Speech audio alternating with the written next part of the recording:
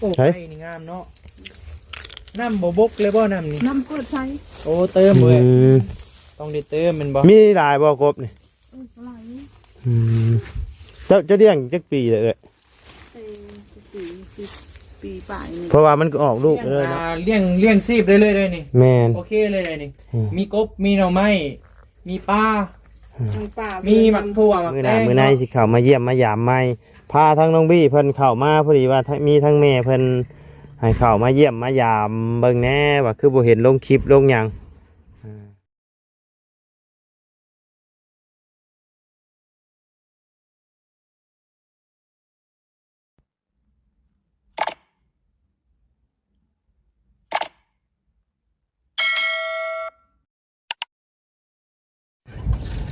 เนาะพี่น้องเลยเปิดคลิปเปิดภาพมาเมื่อนี้กะแปลกหูแปลกตาแน่เนาะพี่น้องเลยบ่ได้เคยเข้ามาอยู่ข้างนึงเนาะพี่น้องเลยข้างนึงหรือ2ข้างประมาณนี้แหละจำบ่ได้น่าจะข้างนึงเนาะเข้ามาเฮือนน้องอ้อวะแม่นบ่เอ้ยชื่อลูกเจ้าชื่อน้องอ้อบ่เฮือนน้องอ้อพี่น้องเลยอะไรมาแต่โดนแล้วละเป็นปีแล้วละพี่น้องเลยใช้ทั้งน้องอ้อเพิ่นได้ค่ะ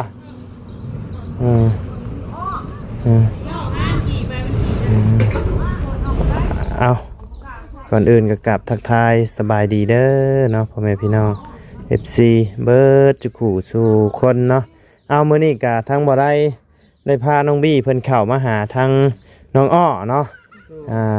เพิ่นว่าสิมีวี่ลมน้ำเนาะโดยสบายดีเนาะ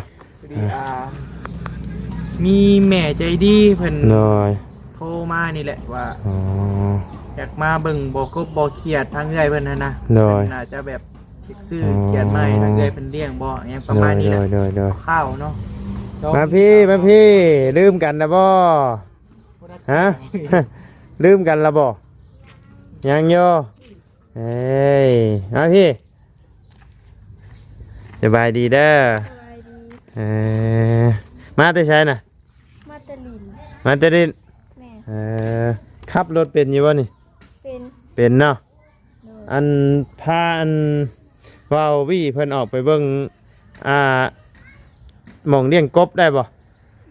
ได้เนาะโอเคพี่น้องเลยไปนำกันแล้วกับแม่จ้ะกะไปจ้ะไปทางไหนเอ้ยสบายดีเด้อเอ้ยเด้อไปจ้ะพี่น้องเลยเดี๋ยวเขาไปเบิ่งน้ำกันพี่น้องเลยมาจะเป็นจังใดเนาะครั้งแรกคือกันบ่ได้กันที่ได้ไปเบิ่งเนาะไปพี่น้องเอาอันผู้นั่งอยู่นี่เป็นแม่เจ้าบ่ย่าบ่อ๋อคือ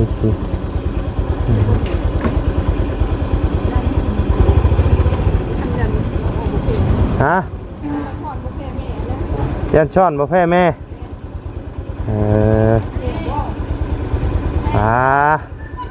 ย่านยังชำนีเนาะน้องอ้อ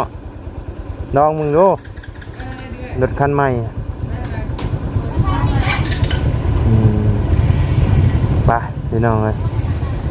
ยังไงเนาะไปนั่งวิ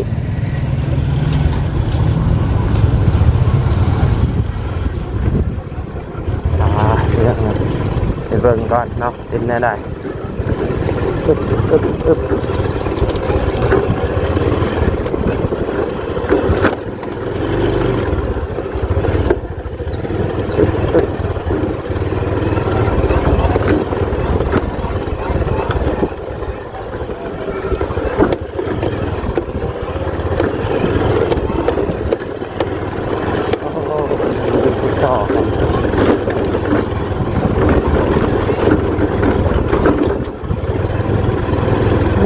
ใบเลยเนาะตรวจไปพี่น้องเลยตามจุดทัน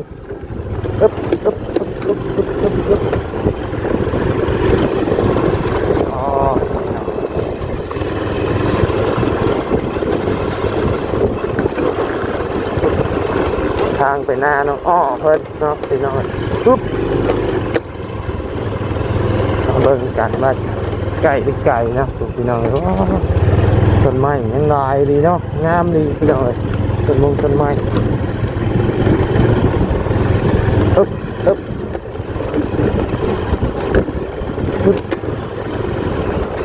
เป็นโคกพี่น้องเอ้ย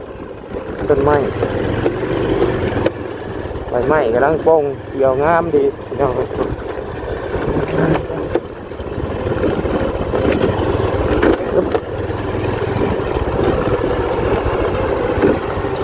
โอ้รถไถไปบ่ได้เลยนี่เนาะไปได้จะรถจักรพี่น้อง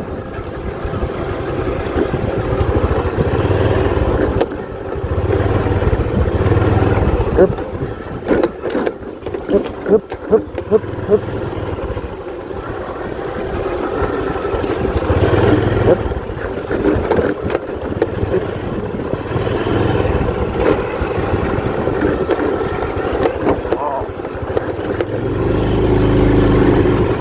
นี่ก็นาน้ำออกเปิดเนาะพี่น้องต้องยังบ่ฮอดเนาะหายเติบได้เดี๋ยวนี้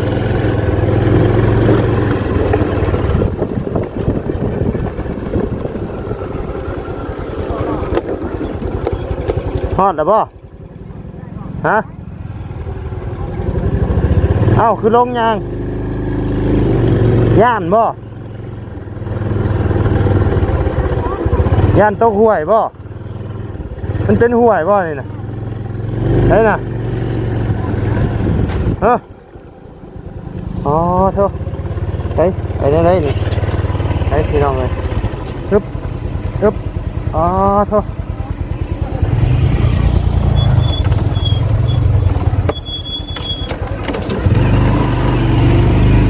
ฮึบไต่นี่ก็ได้ทีนี่ เราแต่บ่ได้ ไต่บ่ได้บ่ไต่ครัวบ่ได้บ่ เอาขึ้นตัวได้นี่นะเขาญาติจะได้ ฮะ ก็เป็นได้โอ้ยมันฮักบ่ ยันฮักไป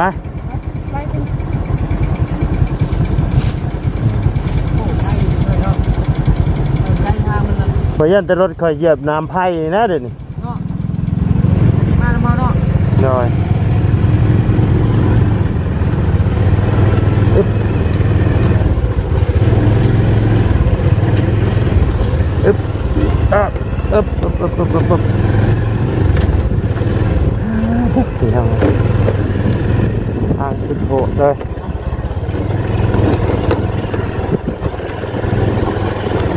อึ๊บอึ๊บอึ๊บอึ๊บอึ๊บอึ๊บอึ๊บ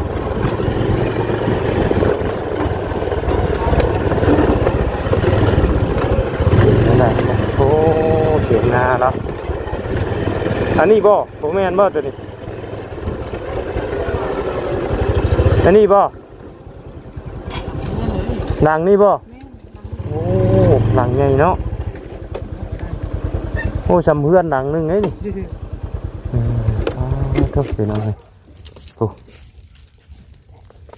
ไผจะนอนอยู่หน้านี่แหละโอ้โอ้พอน้องอ้อนอนเขามาครบบ่มาน้องบิโอ้เป็ดไก่แล้วเนาะโอ้เลยบ่ครบบ่ไฟมาฮอดพี่ว่าไฟนะอ๋อใส่ไฟโซลาร์เซลล์เนาะพาอะไรลงมาบึง เดี๋ยวถ่าทั้งน้องบี้กัน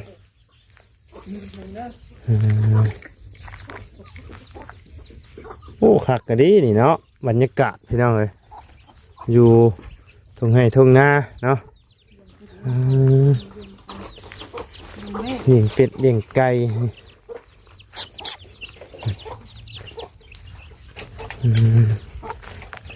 เจ้าก็ออกมาเจ้าไม่ได้ออกมานอนอยู่พี่ว่าเฉยๆจ้ะ นอนตะกี้ก็นอนอยู่บ่มีไผนอนนำน้องอ้อน้องอ้อไปโรงเรียน โอ้น้องอ้อไปโรงเรียนเรียนฮอนมออะไรล่ะมอหนึ่งกินข้าวกินน้ำอยู่บ่เฮ้ยคือจอยแท้กินเนี่ยมันถั่วตอนปลูกตอนนั้น เลยพอได้ขายอยู่เนาะ เอาพี่ก็บ่เคยฮู้จักกับเอ้ยเพิ่นมาก่อนได้แต่ว่าเพิ่น บรรยากาศ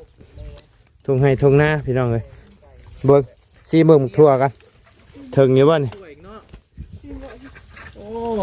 ขโมยกัน น่าเราสีดคุยซอยนี้เด้อ สีดพุยบ่นี่ธรรมชาติแต่ว่าเนาะ ใช้หมองได้ปลูกไอ้เลี้ยงกบนะไปโอ้อยู่นี่เนาะ ใส่กบใหญ่เนาะก็ย่านงูเถอะ ใช่มันบ่ออกบ่ใช่น่ะเบิ่ง มันเต้นบ่ได้เว้ยซำนี้เข้าทางใดนี่เอ้ย เออไปจับมาเบิ่งด้วย ใส่บริเกลื โอ้ อ โห บ่นี่เอ้ย เต้นลงอยู่ บ่บริเกลือบ่ ธรรมชาติ ธรรมชาติ โอ้ เอ้ยคนนี้อันนี้ไหมเด้อมีเสร็จนี่ก็ได้โอเคเกลือธรรมชาติเลย หักกะลีนี่เนาะ เรามันออกเด้อ เนาะ ได้หนาวขึ้นมาดู เบิ่งละกบ คักๆๆพี่น้อง กินอยู่เอ้ย กินอยู่ โอ้ ใช่ ไอ้นี่งามเนาะน้ำบ่บกเลยบ่น้ำนี่ น้ำเปิดใช้ โอ้เติมเลยต้องได้เติมแมันบ่ มีหลายบ่กบนี่ หลาย เจ้าเลี้ยงจักปีเลยเอ้ย ปีป่ายนี่ เพราะว่ามันก็ออกลูกไปเลยเนาะ จักปีแล้วก็ ปีป่ายนี่บ่ ปีไป เพิ่นว่าเขาลืมเลย อันนี้เด้อซะอันนี้บ่ได้พูดอีกบ่เลยนี่นะ เอาบัดยามเนี่ยมันสิบ่ปั้นเบ้าแบบว่า มัน ขวัดไป เข้าเบ้านี่ เดียวตอนนี้นะ ตอนนี้มันเข้าเบ้าก็หลายได้ เอ เอา อ ก็พูดเอาก็ได้แม่นบ่ แม่พอนยำ แต่มันก็อยู่นี่แหละแม่นบ่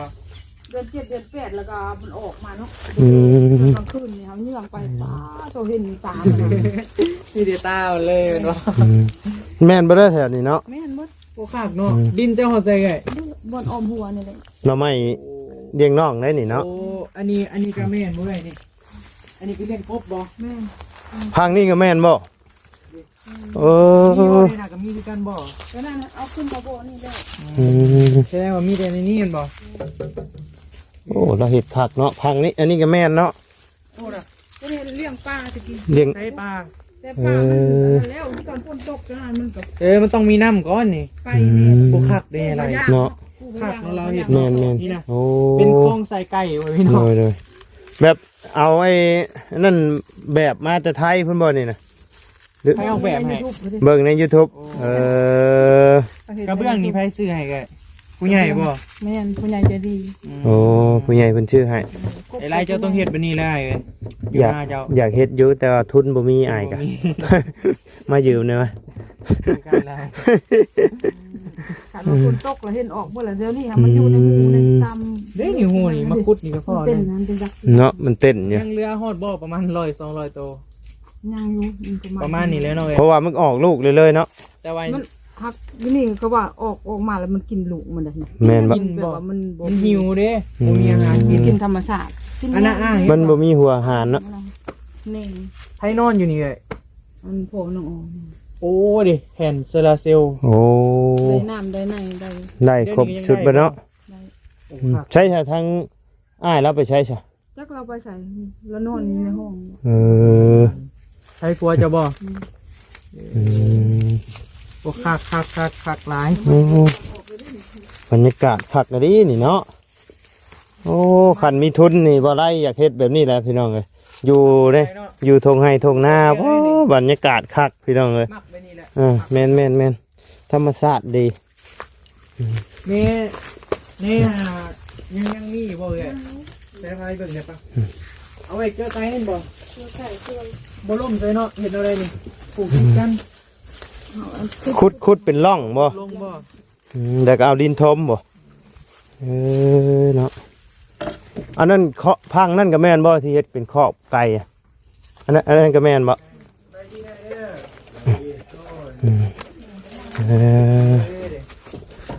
อ๋อนี่บ่พอน้องอ้อสบายดีเด้อน อนอยู่หน้าไว้ อืม ตักเสื้ออันนี้แล้ว เกษตรพอเพียง เกษตรโอ้แน่ ส่วนใน เอา ฟัน เนี่ยถ้าได้นี่ไปเอาน้ำมันตู้ เอาปล่อยลงน้องเด้เรื่อยปล่อยลงน้อง ชื่อบ่นี่ แม่นนะ สอบเท่าไหร่ อันน่ะจักสอบจะได้ลืมเลยแต่ปีกายไปซื้อปีกาย โอ้คักก็ดีเนาะเจ้าเฮ็ดนี่เนาะ ออกแบบคักเลยเนาะคือว่าเลี้ยงซีบได้เลยนี่ แม่น โอเคเลยนี่มีกบมีหน่อไม้มีปลา ป่า มีหมักถั่วหมักแตงเนาะ แม่น มีผักมีโอเคแล้วสำนี่ชีวิตบ้านเฮา เลี้ยง ลาย เลี้ยงขายได้เลยเด้อนี่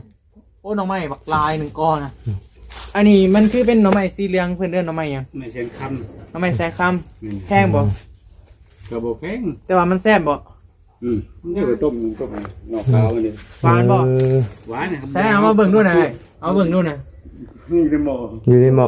ซุปแล้วบ่ นะ ยังเดียว เพราะคูดดินทำคูดน้ำคูดน้ำไม่ได้คูดน้ำมันออกมา มีลายด้วยหน่อไม้ ก็พอได้ มีร้ายทมไหวอยู่ เออ มื้อหน้าเนาะ เอามาเสริมเราเนาะ หน่อย แกงหน่อไม้ จะได้ มาเรียนน้องฮักปลูกบังได้เลย ได้ออกเลยฮะ ฮักปลูกได้เลย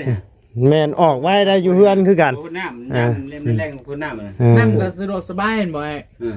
ก็มันแดดเลยสบายน้ำเลยจะตา ขาดกันแล้วเนาะเท่าไรสุดหนึ่งแพงเท่าไร ซื้อเขาเก่าเขาซื้อของชาวเพียง สดอันนั้น เป็นอย่างจะได้ซื้อ โอ้ผู้ใหญ่บ่ซื้อให้ ไม่เลย เช็คปี้เลย เป็นปีแล้วบ่ ปีไป ไม่ต้องคอย ปีนึง ปีนึง อืม เขาจะปีไปจ้ะซื้อมือซองเขาดิ โอ้ เดี๋ยว ขาด เดี๋ แล้ ยว วนะป้าสปะเดี๋ยวเราเลาะอีกบ้านหนึ่งก่อน หน่อย เดี๋ยวเลาะซุ่ม ดอกชมสวน ก่อนพ่อพี่น้องได้หลายคนขนาดจะกินนอดจะเทิงเงินอยู่เพราะว่าบุตรงานบริษัทมาเลยนี่บอก เข้ามาที่ห้องยาดีมีเจบาเป็นคน โอ้เดี๋ยวมาอัปเดตให้ ใช่ชาพูอันบาที่ว่าแต่งงานไปบางหนึงนี่นะ แจ้งแล้ว เพิ่น เตียงแล้ว เพิ่นลงไปกรุงเทพเลยเออยังเดือดแต่น้องอ้อเนาะ เขาทานบ่เบ้กับเบ้จะ เฮ็ด มี เฮ็ด เบอร์ ทานเนาะ โอ้ยไร เนาะ โมง่ายได้ไร แม่น ปลาไปเบิ่งเนี่ยปลา เอา ไปหรือพวกเบ้นะ มันต้องใช้ทุนหลายอยู่นะพี่น้อง คือว่าโอเคเลย หน่อย อยู่ได้แล้ว ถูกไหลน้ ผัก ำโอ้เพิ่นอันนี้กับผู้ใหญ่เพิ่นบ่ชื่อให้ แพงเดียวนี่บ่เอ่ยคือว่าแม่นเบิดนี่ บ่แล้วตัวนี้ก็เฉพาะดึงน้ำอย่างเดียวนี่เนาะ นี่นึ่งน้ำอย่างเดียวนี่บ่ ได้น้ำยังดี ผักเว้ย อืม น้ำหันโอแห้ง ง่ายมัน สุ บ่ ดยอดเลย อืม เป็นทำเอาเด็ดนี่ไร บ่คันมีคันเอาเป่งไปใส่แท่งบ่ไหว ใส่แท่งใส่ห้องน้ำใส่กระพุ้ยยังบ่มีแท่งยาว ต้องใส่แท่งยิงสูงเนาะ อันนี้ก็น้ำมัน จะว่าโตไฟแล้วหลายเนาะ เนาะ มื้อหน้าเด้อเขามาซื้อหน่อไม้ซอยเด้อ โดย เอาไปแกงกันในไรให้ไรแกงคือกิน โอ้อ้ายแกงบ่เป็นดอกอ้ายน่ะ มีงานเรา ต้องเมียพุ่นละ บวบก็มีครบได้ไร ครบสุดเนาะ ผักเว้ยผักลาย เอ ผักลาย อ ฮอดใต้ดินฮอดนี่บ่เอ่ย ที่อ้อมไว้นี่บ่ เอาไว้ข้างนอกก็แม่น ทางนอกก็แม่นบ่ ข้างนอกอันนี้ก็แม่นทางนั้นอันนั้นคง แบ่มีเจ๊กโตแบ่ เบิ่งกันอันนั้นเฮือนแบ่น่ะเนาะอันนี้เฮือนไก่โอ้คักกะลีนี่เนาะ อันนี้จริงว่าของแท้ คือมีแต่แบ่ซะคือบ่มีไก่ แบกเข้าไปนอน ตอนแรกกลางคืนพอดีโอสะอาดเลยฮะเราน่าจะน้ำไม้ตลอดอยู่เนาะ เนาะยันขอยันบ่มีไก่เลยนะ ขี้ไก่นี่โอ้สุดยอดเลยเอาไปใส่ผักใส่หยัง โอ้คักๆพี่น้องเอ้ย บ่ไรเอ้ยเจ้าต้องเฮ็ดแบบนี้เด้อบ่ไร โดย อยากเฮ็ดอยู่หางบหาทุนกัน แต่ว่าคักไปก้อนน้ำไม้เล่าอะไร เนาะ ก่อนทำไมทุ่ง โอ้บรรยากาศคักพี่น้องเอ้ยทงให้ทงหน้าเพิ่นเนาะ หรือว่าคุณเอาไปปลูก พุดเอาไปพุด ว่าอยู่ อืม แบบเห็นลายๆจุ่มมันนะขยายเอาหน่อยเนาะ แม่นนะตอนที่วิทย์ก็ได้แต่สองก้อนนั่น มีแต่สองก้อนข้างหน้าให้มันบอก แม่น แล้วพุดขยายออกไปเท่าละน้อยเนาะ มันเป็นหน่อไม้หวานบ่นี่ อันนี้น้ำไม้นั่นดิน้ำไม้ เลี้ยงนอก ฮะ ตัวนี้น้ำไม้ทั้งชุ่ม เอ แล้วนั่น อ น้ำไม้เลี้ยงนอง อืม อันนี้ก็น้ำไม้เลี้ยงนองมันต่างกันดิ อืม ไม้มัน จะว่าเขาจอดรถตันทางเพิ่นจักบ่ บ่ทัน บ่ได้ตันบ่อืม มาแนวนี้หน่อยเลยพอดีมีแม่ใจดีหรือว่าทีมงานผ่าอาจารย์นั่นแหละเป็นบ่เห็นเรื่อยลงคลิป ใจเพิ่นหลาย โดยบ่เห็นทางเรื่อยลงคลิปแล้วพอดีทางแม่เพิ่นติดต่อมาทางเขาซื้อบอบบี้เด้อซื้อบ๊อบบี้ อืม เอิ้นบ๊อบบี้ก็ได้เพิ่ พิ่นติดต่อมาว่าเขาไปเยี่ยมไปย่ามมาทางไอ้ไรให้แม่แน่ว่าซั่นเป็นอะไรคือว่าบ่ได้เห็นลงคลิปบ่ มันลงนะความจำเต็มแล้วก็ลงบ่ได้เลย โอ้ ถ่าย เป็นน้ำโทรศัพท์บ่ อืม แต่ว่าซ่องหายังอยู่คือเก่าแม่นบ่ ยังเห็นอยู่สองมันให้บ่เตียงเบิ่งให้บ่แซนเบิ่งก็ว่าบ่ได้แล้วเอาบ่ได้แล้วล่ะว่า ซ่องเฮาได้บ่ จังว่านี่เด้อเขาว่าเอาบ่ได้ ไผตั้งซ่องให้เอ้ย อันเบาเบาเบาพรตุโร บ่าวพรสตูดิโอมิวยังจื้อบ่ซั่นได้จดบ่ เนี่ยมันบ่จื้อมันก็แล้วแหล้ว เอาได้คำบ่จื้อคำมีแต่ว่าอยากเฮ็ด เรา อีก ห้องร อะ หัสมันต้องจดไว้ ถ้าอยากเฮ็ดอีกอะ เอาเฮงเปิดก่อนเจ้าจำบ่อะไร เดี๋ยว เรามาก่อนนะ เขาเปิดก่อนเจ้าแต่สร้างเฮือนตะบิด เออผ่านเรียบร้อยเบิดแล้วบ่จ้ะ ยังบ่ทันผ่านอันยังจะอันนั้นแหละจะผ่านแล้วเพิ่น ได้ยินแม่เพิ่นว่า500ผู้ติดตามบ่ผู้ติดตาม ประมาณนี้แหละแม่นบ่ ประมาณนั้นแหละพอดีบัดพวกบัดว่าไปขุดจิโลมาพอถ่ายแล้วก็พัดลงบ่ได้ว่าพากันลึกออกตัวเก่าป่ะลึกเบิดเลยบัด อืม ก็ตั้งใหม่อีก อืม แล้ว คะแนน ถ่ายใหม่อีก มีแต่แค่ว่าเจ้าอยากเฮ็ดมีแต่ซื้อโทรศัพท์ดีๆนะประมาณหน่วยหมื่นป้ายนี่ก็ได้แล้วแล้วก็ อันนี้ มีแต่เขียนเมลเขียนหยังไว้ดี เอ ๆ อ เอาจาก S22 ก็ได้แล้วเนาะ หน่อย S22 23มัน หรือว่าเอารุ่นของเฮานี่ก็ได้นี่ โดย แต่ว่าก็คือฮู้และของบ่ไล่ก็เริ่มข้างแล้วพี่น้องเอ้ย ลิ้นไล่ก็ เออ แบบว่าคันหมู่โทรมาไล่แล้วก็ข้างเลยได้ อื มักบ่เอ่ยมักบ่ YouTube นี่ก็ มากอยู่เฮาเฮ็ดอยู่ผมแบบว่าเฮาเคยเฮ็ดแต่เก่าแล้วเด้ หน่อย เฮ็ดอยู่แต่หากมันยากว่าเฮาหันเอื้อยนี่บ่เป็นหนังสือ อืม หมดผู้อื่นเขาก็เม่นมาบัดเฮาอ่านก็บ่ได้มีแต่เอาใส่น้องโอ หน่อย ลงคลิปลงหยังก็สามีนาอยู่สวรรค์นี่แหละอันบ่สอนน้องโอนี่แหละน้องโอแล้วบ่เป็นแต่แม่นี่บ่เป็นดอกมีแต่ถ่ายซื่อๆถ่ายแล้วถ่ายได้ แม่เป็นผู้ทายลูกเป็นผู้ลง แม่น เออ อืม ทั้งอ้ายเราได้ใช่ เราก็บ่ได้คอยนะอยู่เฮือนก็อยู่เราก็นอนหน้าเฮาก็นอน เออเออ มันเถอะเอาตอนเว้นนี่ออกหน้าเอ้ยนี่ตอนเลี้ยงแล้วเขามาเฮือน อืม วันนี้มานอนนำลูกเถอะก็คันว่าลูกอยู่เฮือนเมื่อวันที่วันเสาร์จังได้ออกหน้านะ หน่อย เลยมัน เปลี่ยนกันอยู่เนาะเปลี่ยนกันอยู่ เปลี่ยนกันอยู่กันแต่เขาอาจจะเมื่อนอนเฮือนผัดเป็ดไก่เบะบ้าได้อยู่ แม่นละ นะ โอ้ แม่น หลายได้นี่ เรียบร้อยแล้วละ บ่ยังเนาะ ไก่เด้ เช็ดโจรแล้วละ เขานำสัม อยู่พี่กระโจรนายบ่อยู่พี่ บ่บื้อ เดี๋ยวบ่มี เดียวว่าบ่มี แกไม่รอดแน่ ที่ใส่ก็คือกันเบิด นี่คือกันเบิดเนาะอยู่ใช่กะ เบิ่งทงนี่ก็ขาดบ่เลยได้ดี ต้องเลยขายเบิดเลย โอ้ยมันหนักเงินเลยน่ะ อันผู้ใหญ่ใจดียังว่าถ่ายคลิปในใดก็เขาบอกว่าโอ้ยซื้อใหม่แล้วก็โอ้ยเงินกายทงว่ะดิโทรศัพท์ ยังบ่ทันได้เงินจากYouTube เลยเนาะ ยังบ่ได้ยังเลย มีแต่คะแนนว่าสิ อืม เฮ็ดใหม่ก็ต้องได้ซื้อโทรศัพท์หน่วยดีๆเลย หน่อย แล้วก็เขียนเมลเขียนหยังไว้ ไล่ จบ ก็มัน เดือน ค้างแล้วขันหอนหมู่โทรมาไล่ก็ค้างแล้ว อืม จากคนโทรก็อยู่นี่ญาติทาย YouTube ก็อยู่นี่เลย เจ้าต้องมีตัวนี้ไว้สำหรับโทรตัวหนึงไว้สำหรับทายแล้ว ได้กันเห็นแบบนั้น แต่ว่ามักหน่วยเนาะมักเนาะ แม่นมักอยู่ไปทายแต่คือว่าแหละ เขาเบิ่งเรื่อยเพิ่นนี่คือสิได้อยู่หน่อยไร แม่ เนาะ นได้อยู่ เบิ่งเรื่อยเพิ่นนี่เพราะว่าด้วยความที่แบบว่าสถานที่อะหยังต่างๆหั่นน่ะก็ลงโตบ่ได้พ่อพี่น้องเอ้ยเขาแบบเฮาถ่ายแบบชีวิตประจำวันเฮานี่ก็โอเคแล้วมื้อหนึ่งสบายดีมื้อนี้ข่อยสิพามาเบิ่งวิธีการเลี้ยงกบหรือว่าวิธีอนุบาลลูกกบอะหยังต่างๆแล้วก็เจ้าก็ถ่ายไว้เลยนี่ วิธีปลูกต้นกล้วย วิธีปลูกไผ่อะหยังเป็นคอนเทนต์เบิ่นนะ แม่น จุดฐานจุดหยังก็ทายอยู่ได้ แม่น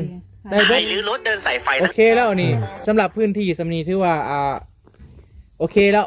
กับเขากับเขากับแบบ แต่ว่าตอนนี้ วิ ก็ ถีชีวิตประจำวันนั่นแหละ คนกำลังเริ่มตกต้นต้นไม้ก็กำลังขึ้นเขียวๆเนาะ โอ้ยกำลัง จังหน่อยก็ได้ทางแล้วนี่ งามนี่ ปะให้ขึ้น6ได้ก็บ่ได้เด้ ต้องอนามัย ต้องอนามัย ต้องทางเลยนี่เสียหยาอนามัย จะนอนก็ดำหน้า อืม ได้อยู่หรอกเพิ่น ได้ปีละจักชอบ ครับ หน้าก็เฮ็ดหน้าอันนั้นเขาอยู่นอกค่ะ อืม ข้างนอกก็ได้เฮ็ดอยู่หน้าคนอื่น อืม พี่น้องอยู่สวรรค์ อืม เขาเราเอาเฮ็ดเขาเราบ่ได้เฮ็ดได้เขาอยู่ในเมืองเขา น้อย ลูกหลานเฮ็ด อืม ได้ปีละสาวไปสอบ น้อ ปี ย ละซาไปสอบกุ้มเว้ย บ่กุ้มเลย บ่กุ้มบ่ แต่ก็โอเคอยู่เอ้ยเพิ่นดุเนาะแลหาแบบเงินคำเด้สิเอ้ยหาเอาน้ำมันนี่บ่ไปขาย น้ำไม้น้ำมันจุดทาน โอเค เลยไงโอเคเลย แม่นเดี๋ยวให้ทางน้องบี้คุยกับเอื้อยเพิ่นก่อนไปหาน้องอ้อก่อนเนาะคุยกับน้องอ้อเพิ่นก่อนพี่น้องเอ้ยคักพี่น้องเอ้ยมาไล่ก็คิดไว้อยู่แล้วพี่น้องเอ้ยอยากเฮ็ดแน่นี่เนาะคักดีพี่น้องเอ้ยมีตะนงตะนางอ้อมให้อ้อมหน้าเนาะโอ้คักหลายพี่น้องเอ้ยมีบุญวาสนาได้อีบ่บ่หลายนี่เนาะพี่น้องเอ้ยคักก็ดีพวกพี่น้องเอ้ยโอ้หม่องผักหม่องเช้าแล้วก็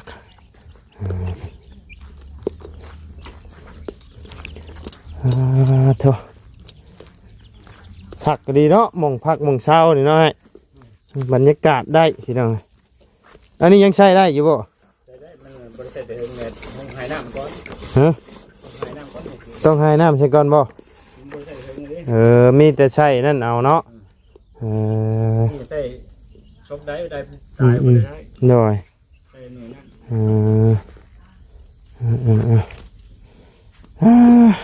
ยังบ่ทันเปิดเฮียนบ่ยังบ่ทันได้เปิดเฮียนบ่ยังบ่วันแต่วันที่เท่าไรเพิ่นเปิดตั้งแต่สงกรานต์เพิ่นหยุดสงกรานต์นี้เพิ่นเปิดแล้วบ่ อ๋อเปิดแล้ว เปิดแล้วเปิดตั้งแต่วันที่20 โอ้เปิดตั้งแต่วันที่20 แม่น เจ้าบ่ได้ไปบ่ใช่มื้อนี้ ไป ไปเนาะเจ้าไปเฮียนอยู่โรงเห็นเพิ่นบ่ แม่น เอ โรง อ เรียนมอต้นดงเห็น โอ้โดยเข้ามาหาน้องเพิ่นตั้งแต่โดนนั่นละพี่น้องเลยตั้งแต่บ่ได้เอาอิหยังมาให้จำได้อยู่บ่ เอาไผ่โมแบ่งประมาณนี้ เอาแวดสำรองมาให้เนาะหรือว่าฟาเบอร์แบงเนาะตายแล้วบ่ ยังอยู่บ่ โดย ยังเดือเบิด2อันบ่ แม่น แต่ว่าชื่อมาให้2อันแต่ว่า แม่นสีดำกับสีขาว ยังใช้ได้เบิด2เนาะ แม่น ทนได้พี่น้องเลยรุ่นนี้บ่อะไรช่างซื้อบ่มีเดี๋ยวนี้ทนอยู่บ่จะใช้ ทนเนาะ โดย เอาสามีแต่ว่าทั้งระบาวกับปะก่อนบัดนี้อยู่ดีมีแห้งเนาะ โดย มื้อหน้ามื้อในสิเข้ามาเยี่ยมมายามใหม่พาทั้งน้องบี้เพิ่นเข้ามาพอดีว่ามีทั้งแม่เพิ่นให้เข้ามาเยี่ยมมายามเบิ่งแหน่ว่าคือบ่เห็นลงคลิปลงหยังลงบ่ได้บ่ บุฮู เอาเจ้าบ่ได้ถ่ายคลิปบ่ใช่ดิ บ่ บ่ได้ถ่ายคือจังหวะตะกี้มีช่องอยู่บ่แม่นบ่ จะเข้าไปเฮ็ดหยังกับบุฮู ก็ได้ช่องปิวแล้ว แม่น ถ่ายเกี่ยวกับไก่กับหยังได้ก็บ่ได้นะ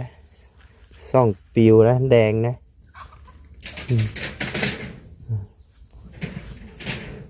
เพราะว่ามันกดลายพี่น้องในช่วงนี้ต้องระวัง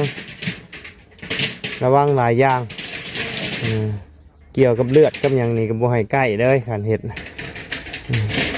มันแดงเลยช่อง